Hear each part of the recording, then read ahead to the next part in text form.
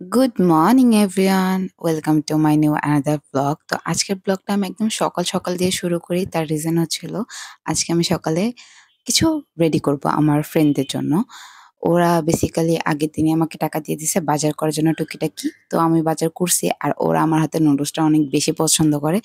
তাই ভরপুর চিকেন দিয়ে ওদের জন্য নুডলস রান্না করে নিয়ে গেছি আমি। আর এখানে আমি সব নুডলস রেডি করতেছি। আমি মিনিমাম ৬ ভাগে নুডলস রান্না করছি। ১৬ পিস নুডলস ছিল। আর আমার রাঁধতে, রাঁধতে হাতের অবস্থা ছিল খুবই ১২টা বেজে গেছিল।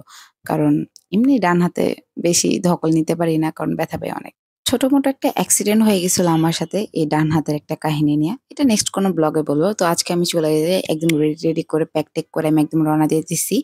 আমি একদম ক্যাম্পাসের উদ্দেশ্যে রওনা দিয়ে দিছি। কারণ আমার আজকে প্র্যাকটিক্যাল এক্সাম। তাই আমি এই রান্নাটা করতে পারছি। আর আমি এক্সাম হলেই নিয়ে যাচ্ছি খাবারগুলো।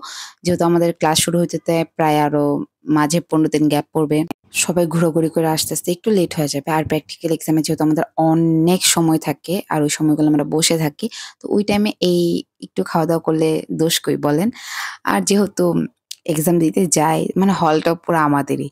আর এই আমি অলরেডি এক্সাম হলে চলে আসছি। আর আমি নাবিলকে হাতে ধরায় দিছি, "ভাই তুই টান।" আমি অনেক টাইম আনছি, আমি আর পারতেছি না।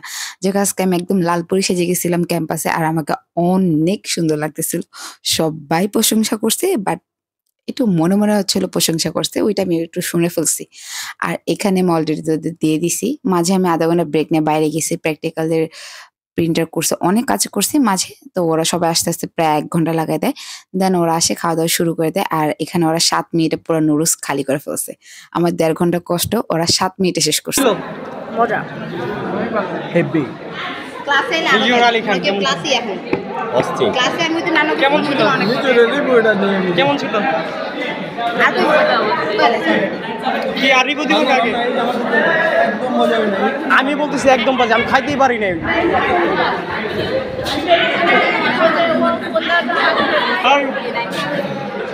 কিসে ভাই খাই নাই পরে রিভিউ দিতে গাড়ায় লাইছো এটা সারা দিলে মানে থাক থাক রিপন ভাই সবার কাছ থেকে রিভিউ আনতেছিলাম। ভাবলাম এই ভিডিওটা যেহেতু হোয়াটসঅ্যাপ দেওয়া হয়েছে আমি কেন ব্লগে না এড করি।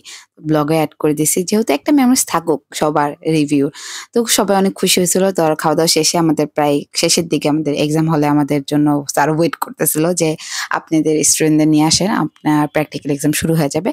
তো আমরা খাওয়া-দাওয়া প্রায় শেষের দিকে ছিল। তো শেষ-টেস করে সবাই ফ্রেশ-ট্রেশ হয়ে দেন একদম এক্সাম হলে চলে যায়। আর আমি বরাবর এক্সাম দেই না। মানে প্র্যাকটিক্যালে যে কাজটা দেয় ওই কাজটা আমি করি না। আমারটা ইয়াসিন হয়তোবা নাবিল কইরা দেয়।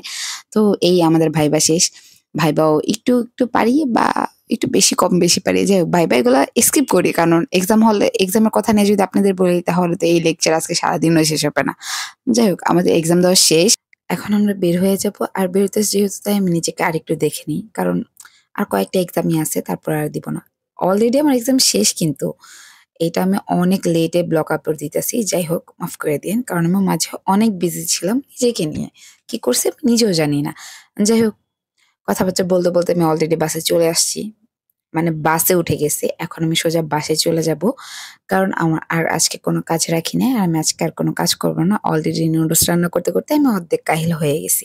তো এই উঠছি আলো দেখে, কিন্তু নামতেছি হচ্ছে হলো রাতের আলো দেখে। কারণ আমি বিকালে রওনা দিছি। তাই আমার জ্যাম-ট্যাম ঠেলে আসতে, আসতে প্রায় সন্ধ্যা হয়ে যায়। তো থ্যাংক ইউ এভরিওয়ান। আল্লাহ হাফেজ।